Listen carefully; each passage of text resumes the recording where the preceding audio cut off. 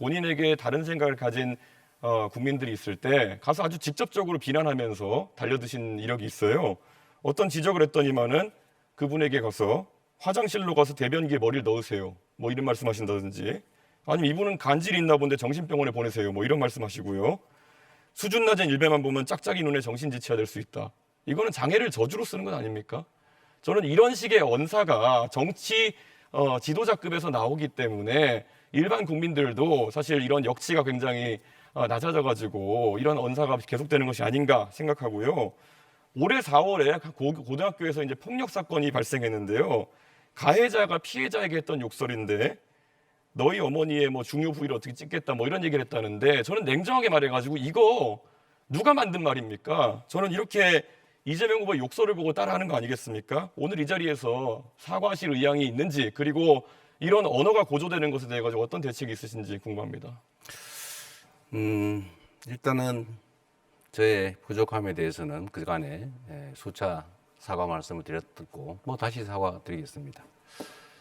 그리고 그 말은 제가 한 말이 아니고 우리 형님이 어머니한테 한 말인데, 그런 소리 하는 걸 왜 안 말랐느냐라고 제가 좀 과하게 표현한 것이었다는 설명을 좀 드립니다. 저한테 발언권이 이제 생겼으니까 제가 좀 시작해 보겠습니다. 오늘은 저는 가급적 김문수 후보님과의 논쟁을 좀 끌어가고 싶어요. 제일 중요하니까요. 이 시대의 가장 중요한 과제는 역시 내란 극복이다, 그런 생각이 듭니다. 윤석열 대통령은 권력을 독점하겠다, 자신들의 부정비리를 막겠다, 이런 일념으로 계엄을 선포했죠. 결론적으로 한번 물어보겠습니다. 계엄 해제를 우리 국민의힘 의원들이 대부분 참여하지 않았어요. 계엄 해제했어야 된다고 보십니까? 하면 안 됐다고 보십니까? 계엄 해제를 빨리 해서 바로 해제가 됐지 않습니까? 아니, 제 말은 그런 결과를 묻는 게 아니라 본인이 그에 대해서 어떤 입장이냐. 계엄은 해제됐어야 된다. 저는 계엄 자체를 아주 원칙적으로 반대하고요. 알겠습니다. 제가 계엄에 대해서는 뭐 누차 지금 72년도 유신 때도 계엄 때문에 피해를 받고 80년에도 50 때도 제가 계엄 때문에 3,000교육 대상자가 됐습니다. 계엄은 저는 절대 반대고, 계엄 해제는 뭐 더 말할 것도 없이 있을 수가 없는 거죠. 제가 몇 가지 더 물어보겠습니다.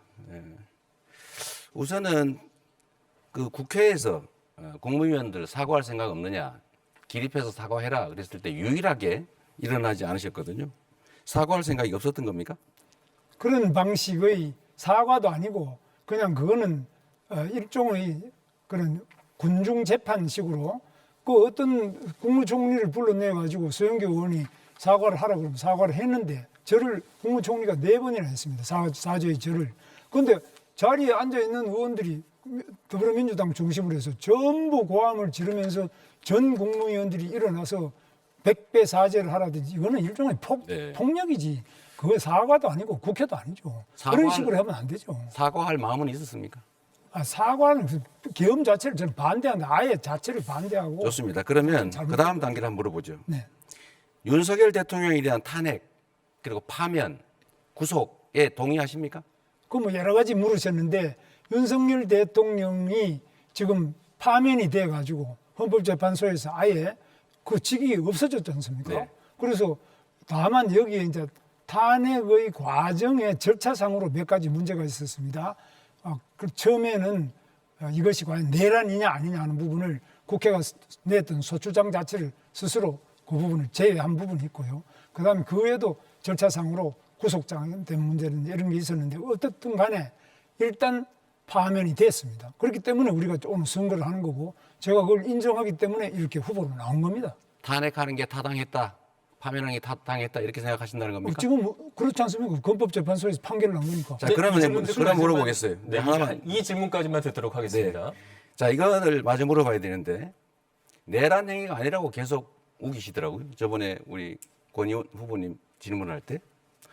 이게 어떻게 내란이 아닐 수가 있냐. 전시사변 뭐 아니었잖아요. 절차 안 지켰잖아요. 국무회의도 하지 않았고, 제대로 통지도 하지 않았고, 국회를 침탈했고, 국민기본권을 이유 없이 제한했잖아요. 이게 내란이 아니면 대체 어떤 게 내란입니까? 내란이 아니라고 말한 적이 없고요. 내란죄에 대한 재판은 지금 서울중앙지법에서 진행 중이니까 그 재판 결과에 따라서 판단을 해야 되지. 지금 우리 이재명 대표는 계엄을 하는 게 잘못이다 이렇게 말해야 되는데 무조건 처음부터 내란이라고 합니다. 그게 내란인지 아닌지는 형법에 의해서 판결이 나야지 왜 계엄을 내란이라고 바로 대입을 해서 내란범이라고 그러고 우리 보고 내란 동조범이라고 그러고 그런 것은 정말 언어 폭력이죠. 있을 수 없죠. 계엄은 계엄이고 내란은 내란이고 다른 거죠. 그런데 그런 것을 막 섞어서 무조건 상대를 내란범이다. 또 우리는 내란하고 아무 상관도 없는 사람도 내란 공범이다. 동조자다. 이런 식으로 말하는 것은 정말 심각한 언어 폭력이라고 저는 생각합니다.